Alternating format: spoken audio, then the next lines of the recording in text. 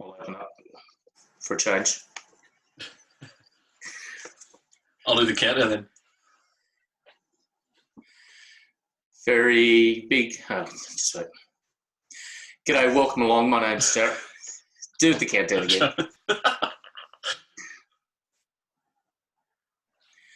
Welcome back to the show. My name's Daryl Nicholson.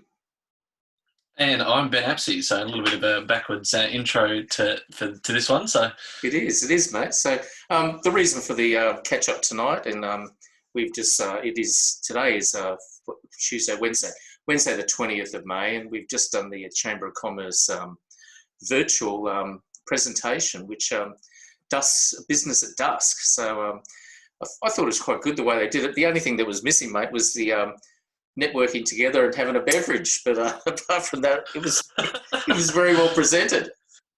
Oh, look, no, I'm not going to lie. I did enjoy a glass of wine while I was watching it, just to make it feel like I was still at the Business at Dusk event as they usually are held. So I guess that was about the only thing missing was actually, I mean, you go to Business at Dusk to do the networking side of things, well as see the presentation for whoever it is. The last one that they had was the Empire Theatre, and this time around was with the guys from the Inland Rail teams, ARTC, and Rob McNamara was the presenter for this.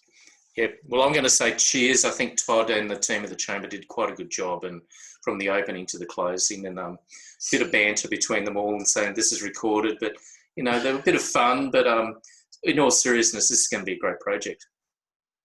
It is, and I think it's a good way to get through until we can have events like Business at Dusk back on meeting grounds, given that there are more than 100 people usually at those events. Probably going to be a while before we see them, so this is a great way of getting people back into it. Maybe if you are allowed to have small gatherings, you could gather with the people in your work with some beverages and watch it together or something like that. Oh, look, I think that's a great idea, mate. You know, you could get groups of 5 and put it on your TV at home, and yeah, I think that's a great idea. You know, so I couldn't see a problem with that at all. So. But no, it was very good, mate. Seriously, in all seriousness, I think Todd and Deb and all the team there did a great job. The email got out at 5:30. You could tell it was recorded the day before, which is what we do. So, and I think and it just irons out any problems they've got. Mate, Dan from the Finch, he was very good in telling people how they can, you know, access to the Inland Rail and things that they can do and make themselves known. And also the chairman of that, not sure if he's a chairman of Inland Rail, Rob from Inland Rail. He certainly was informative as well, and certainly encouraging. He's actually moved to Toowoomba with the project, and they've grown from. They had an office in Neil Street, now they're in Margaret Street. Yes, they used to be up just near, so right next to the car park on Neil Street near Empire Theatre. Right. On that southern side of the crossing at Empire Theatre, and now they're moving to just near Fibbers. So I can imagine where the Inland Rail team might be on a Friday afternoon. Yeah, well, once it does open. So I think Fibbers may see some direct benefits of the Inland Rail. Yeah, definitely. So, no, mate, honestly, I think it's going to be a great benefit. They were talking in the research I was doing and what I was listening, 24 hours from Melbourne to get up to here. So that's not a bad effort for a train to run that sort of distance. No, they're pretty good. They're the trains themselves, they're double-stacked containers, 1.8 kilometres long, able to go 120 k's an hour along the standard gauge. So if anyone's watching trivia on Monday night, they'll know that standard gauge is 4 foot 8.5. So that's the New South Wales gauge used in Australia, and dual gauge in Queensland. So they'll have the narrow gauge on there as well. So there is provision. You could have some passenger rail on there. I mean, ideally, you'd like to see freight and passenger rail separate, maybe on coexisting alignments, for example, something like that. But I mean, there's a 6.2 kilometre tunnel being built through the Toowoomba Range, and it's going out through. I didn't know that. So it's going to be one of the largest parts of the build.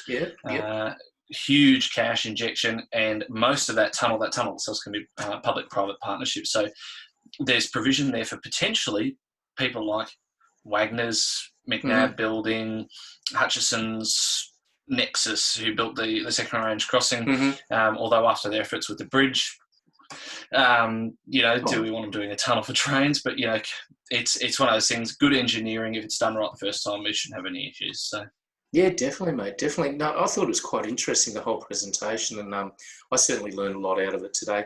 And mate, not only is it benefiting 4350 being Toowoomba, but the regions of Gatton, Warwick, Stanthorpe, all the regions around us are going to benefit as well. As we talked to the logistics manager at the airport, Peter.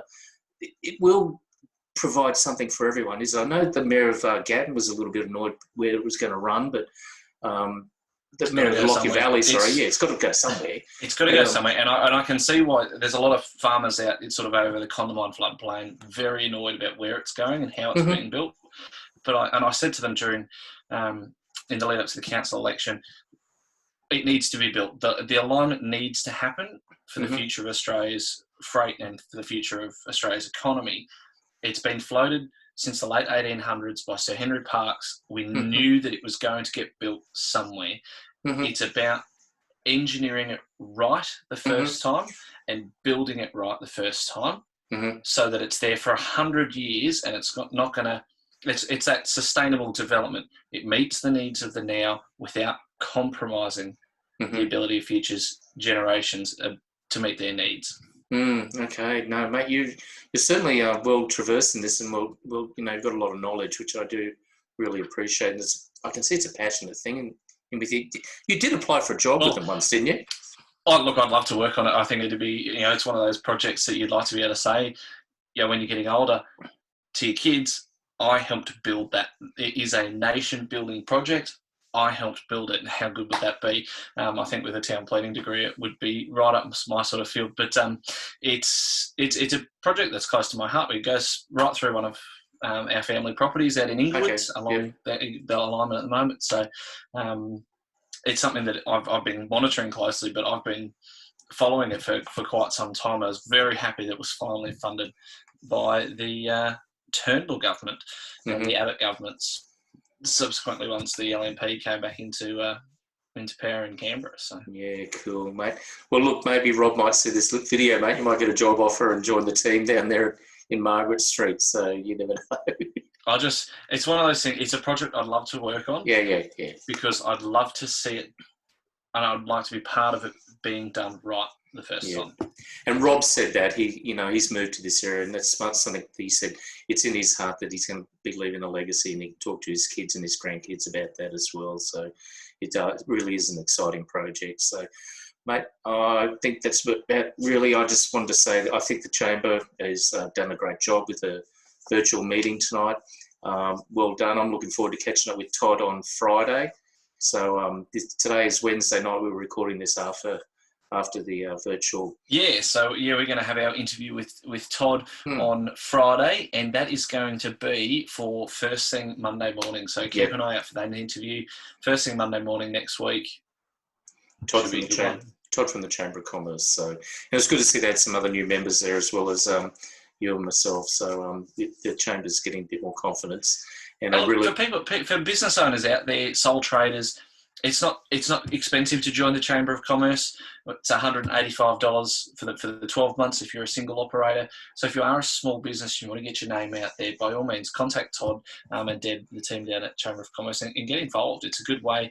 And I know they're looking at some initiatives very, very at the centre of our region, purely to do with the CBD. So if you're a CBD business, get involved. And the best way to create change is to be the ones creating it. Yep. And look, they have a deal at the moment with the COVID in place. It's you can break that over 4 payments over every 3 months, so which is quite good on the finances, and that's the option that we took. So I want to thank them for that. That's not a bad way of doing it. It's how you pay your house insurance and your car and stuff, isn't it? So. No, I think it's smart. So, okay, mate. Well, I'm going to wrap up there. I'm Daryl Nicholson, and great to share this with you. And I'm Ben Apsey. I'm from Good Morning Toowoomba, and Daryl Nicholson can close out. Oh, and I'm Daryl Nicholson from more than just the postcode, covering 4350, 4370 and 4380. Mate, take care, and catch you on the other side. Will do. Have a good one.